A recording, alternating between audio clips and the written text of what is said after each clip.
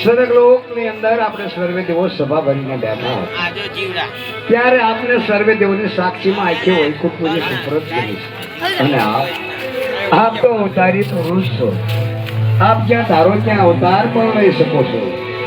આજી મહાન હજી તમારે શું જોઈએ છે તે હાલ મને બોલાવવાનું કારણ? અરે પ્રભુ, આ વાતમાં હું કાંઈ પણ જાણતો નથી. તમે બ્રહ્માજીને પૂછી લો. અરે હા બ્રહ્મદેવ, આપને પણ સર્વદેવની સાક્ષીમાં જ આખી બ્રહ્માપુરી સુપ્રત કરી છે. અને આપ તો આ સૃષ્ટિના સર્જનહાર છો. આ સૃષ્ટિની અંદર શું કરવું શું ન કરવું આપનો અધિકાર છે. આથી વિશેષ હજી તમારે શું જોઈએ છે તે હાલ મને બોલાવવાનું કારણ? ખરેખર મોટા બંધુ શાંતવાદ, આ વાતમાં હું કંઈ પણ જાણતો નથી. ઇન્દ્ર રાજાને પૂછો. અરે હા દેવાજી દેવ ઇન્દ્ર, આપને પણ સર્વે દેવોની સાક્ષીમાં જ આખી ઇન્દ્રાપુરી સુપ્રત કરી છે. અને સર્વે દેવોએ મળી મોટા એવા દેવોના રાજા બનાવ્યા છે. આથી મોટા હજી તમારે કઈ જોઈએ છે તે હાલ મને બોલાવવાનું કારણ? અરે મોટા બંધુ શંકર, પહેલાના ઋષિ મુનિઓ હજારો વર્ષ સુધી તપ કરતા હતા, તેમ છતાંય મારા ઇન્દ્રસનને કાંઈ નહોતું થતું. તો કોણ તપસ્વી છે જે 3.5 દિવસની અંદર મારું ઇન્દ્રસન ડોલાવી રહ્યો છે? અરે હા દેવાજી દેવ ઇન્દ્ર, જ્યાંને તેને પાછી દુષ્ટ અને દુરાચારી કર્યા છો એ કોણ છે અને શા કારણે ભક્તિ કરે છે આપ તેને જાણતા નથી ને આવેશમાં આવી ગયા છો. એ તો એક અતિ પ્રેમીલો ભક્ત મારો રાજા અજમાવું છે. મારી ત્રણ યુગથી ભક્તિ અને તપસ્યા કરતો આવે છે. મારા ભક્તની તમને 3 યુગની કથા કહું તમે સાંભળો. દ્વાપુર યુગની અંદર એ રાજા દશરથ હતો. તો દ્વાપુર યુગની અંદર પહેલાના ઋષિમુનિઓ મોટા યજ્ઞ અને હવનો કરતા હતા. રાક્ષસ લોકો આવ્યું, તેમના યજ્ઞમાં ભંગ પાડતા હતા, કોઈ યજ્ઞ પૂર્ણ થવા દેતા નહોતા. ત્યારે મારા ભક્ત દશરથને એમ થયું કે જો આમ ને આમ આ ધરતીની માથે ચાલશે તો આ મૃત્યુલોકના માનવીને ખબર નહીં પડે કે સત્ય શું છે અને અસત્ય શું છે. તો ત્યારે મારા ભક્ત દશરથે ખૂબ ભક્તિ અને તપસ્યા કરી અને ભગવાન શ્રી રામચંદ્રજીએ તેના ઘેર જન્મ લઈ આ ધરતીનો ભાર હળવો કર્યો હતો. દ્વાપર યુગ પૂર્ણ થતો ત્રેતા યુગની સ્થાપના થઈ અને મારો ભક્ત રામચરણ પામ્યો. તેમનો જન્મ મથુરાની અંદર થયો અને રાજા વસુદેવ તરીકે ઓળખાયો. તો ત્યારે પણ ધરતીની માથે એવો જ ભ્રષ્ટાચાર વહી રહ્યો હતો. આ મૃત્યુલોકનું માનવી રામ નામનો શબ્દ નહોતો બોલ્યો. તો ત્યારે પણ મારા ભક્તો વસુદેવને એમ થયું કે જો આમ ને આમ આ ધરતીની માથે ચાલશે તો આ મૃત્યુલોકના માનવીને ખબર નહીં પડે કે રામ નામનો મહિમા શું હતો.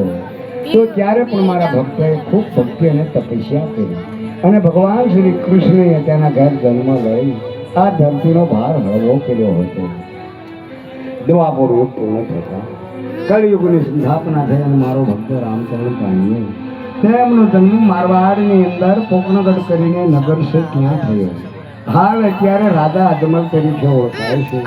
તો અત્યારે હાલ પણ ધરતીની માથે એવો ભ્રષ્ટાચાર વહી રહ્યો છે. એક એવો યોધો રાક્ષસ પ્રગટ થયો છે.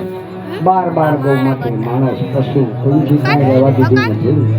ત્યારે આ મારા ભક્તને એમ થયું કે જો આમ ને આમ આ ધરતીની માથે ચાલશે તો એક દિન સમય આ ધરતી માતા વાંજણી બની જશે. આ લીલુડી ધરતીને ખોળે ખૂંદનાર કોઈ રહેશે નહીં. એટલા માટે મારો ભક્ત તપ અને તપસ્યા કરે છે. બાકી આમાં બીજું કંઈ નથી. માટે આપ સૌ પોતપોતાના આસન પર જઈ બિરાજો. હમણાં ને હમણાં મારા ભક્તને સપના રૂપી દર્શન આપ્યું. હું પણ કૈલાસ પર આવું છું. બહુ સારું.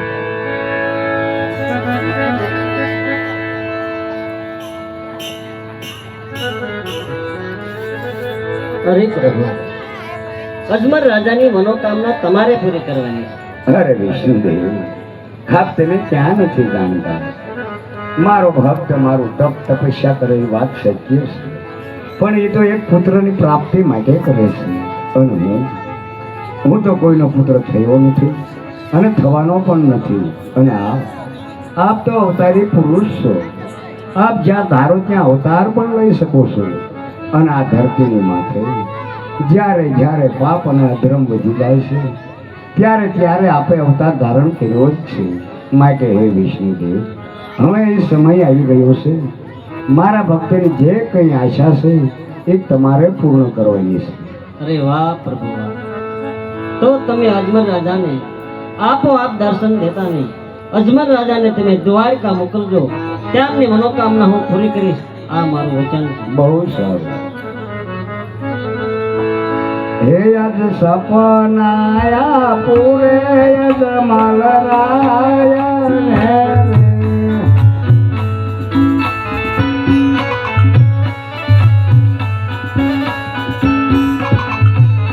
અજમલ દ્વારકામાં ગાવ દ્વારકાનો નાથ દુખડા ભાંગ છે રે.